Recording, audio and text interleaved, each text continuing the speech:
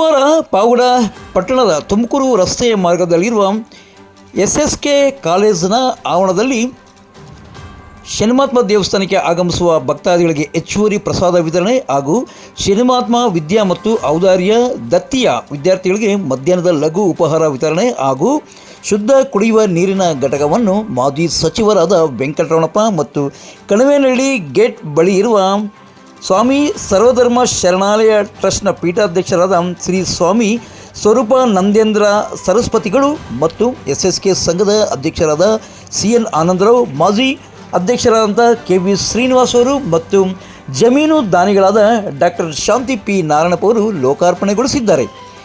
ಈ ವೇಳೆ ಮಾಜಿ ಸಚಿವರಾದ ವೆಂಕಟರಮಣಪ್ಪ ಕಾರ್ಯಕ್ರಮವನ್ನು ಕುರಿತು ಮಾತನಾಡಿದ್ದಾರೆ. ಏನು ಒಂದು ಮನಸ್ಸು ಬರ್ತೀವಿ ಆ ಕಾರ್ಯಕ್ರಮವನ್ನೇ ಮಾಡಬೇಕಾಗುತ್ತೆ. ಇವತ್ತು ಏನು ಅನುದಾನ ಮಾಡ್ತಾ ಇದ್ದಾರೆ, ದೇವಸ್ಥಾನ ಕಡಿಮೆ ಆಗೋದಿಲ್ಲ. ಯಾರೋ ಭಕ್ತಾದಿಗಳು ಕೊಡ್ತಾ ಇರ್ತಾರೆ, ಇಲ್ಲೇ ಹೆಚ್ಚಿಗೆ ಬಂದೇ ಬರುತ್ತೆ. ಆ ದುಡ್ಡು ಊರಿಟ್ಟು ಏನು ಪ್ರಯೋಜನ ಕೊಡೋದಿಲ್ಲ. ಯಾವಾಗ ಕಟ್ ಮಾಡ್ತಾ ಇದ್ರೆ ಬಂದೇ ಬರುತ್ತೆ. ಒಂದು ಬಾವಿನಲ್ಲಿ ನೀರು ಎತ್ತಾ ಇದ್ರೆ ಊರಿನಲ್ಲೇ ಇರುತ್ತೆ, ಎತ್ತಿದ್ರೆ ಎಲ್ಲಿರೋದ್ರೆ ಅಲ್ಲೇ ಇರುತ್ತೆ, ನೀವು ಬಂಡವಾಳ ಅಲ್ಲೇ ಇರುತ್ತೆ. ನೀವು ಎಷ್ಟು ಖರ್ಚು ಮಾಡಿದ್ರೆ ಅಷ್ಟು ಬಂಡವಾಳ ಉತ್ಪತ್ತಿ ಆಗುತ್ತೆ. ಅದನ್ನ ಅರ್ಥ ಮಾಡ್ಕೊಳ್ಳಿ. ದಾನ ಧರ್ಮವನ್ನ ನೀವು ಹೆಚ್ಚಿಗೆ ಮಾಡಿದಷ್ಟು ಬೇರೆ ರೂಪದಲ್ಲಿ ಆ ಹಣ ಬಂದೇ ಬರುತ್ತೆ. ಅದರಿಂದ ಒಳ್ಳೆ ಕಾರ್ಯಕ್ರಮ ಮಾಡ್ತಾ ಇದ್ವಿ. ಇವಾಗ ಒಳ್ಳೆ ಮಧ್ಯಾಹ್ನ ಉಪಹಾರ ಮಾಡ್ತಕ್ಕಂಥದ್ದು ಒಳ್ಳೆಯ ಕೆಲಸ. ನೀವೆಲ್ಲರೂ ಶಾಲೆ ಮಕ್ಕಳಿಗೆ ಕೂಡ ಮುಗಿಸಟ್ಟೆ ಶಾಲೆ ಓದುತ್ತಾರೆ, ದೇವಸ್ಥಾನ ಮಧ್ಯಾಹ್ನ ಊಟ ಕೊಡ್ತಾರೆ, ಹಬ್ಬ ಅವ್ರು ಕಳ್ತಾರೆ ಅಂತಕ್ಕಂಥ ಚಿಂತನೆ ಮಾಡಬಾರ್ದು. 1953ರಲ್ಲಿ ಇಡೀ ರಾಜ್ಯದಲ್ಲಿ ಪ್ಲೇಗು, ಕಾಲರ ಮುಂತಾದ ಮಾರಣಾಂತಿಕವಾದಂಥ ಕಾಯಿಲೆಗಳು ಬರ್ತಾ ಇತ್ತು. ಬಹಳಷ್ಟು ಜನನಷ್ಟವಾಗಿ ಆಗ್ತಾ ಇತ್ತು.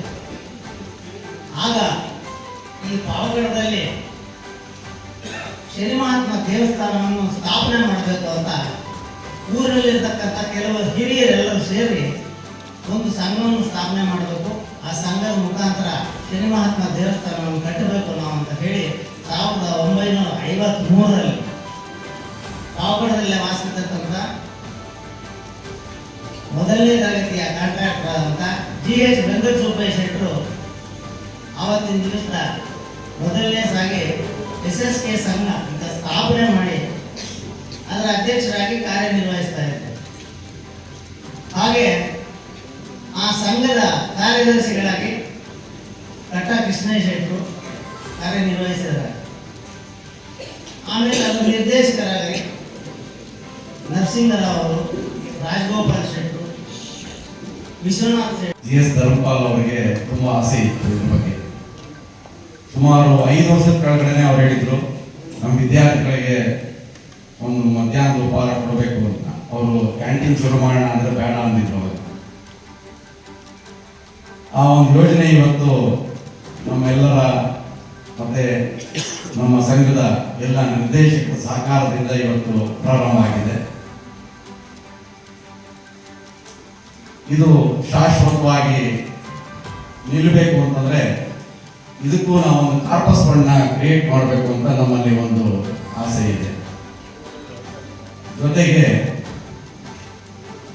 ಈಗಾಗಲೇ ಪದವಿ ಕಾಲೇಜಿನಲ್ಲಿ BCA ಪ್ರಾರಂಭ ಮಾಡಿದ್ದೀವಿ. ಇದೇ ತರ ಪ್ರತಿ ವರ್ಷ ಒಂದು ಕೋರ್ಸ್ ನಾವು ಪ್ರಾರಂಭ ಮಾಡಬೇಕು ಅಂತಾನೆ ನಾವು ಮಾಡ್ತಾ ಇದ್ದೀವಿ. ಇವತ್ತು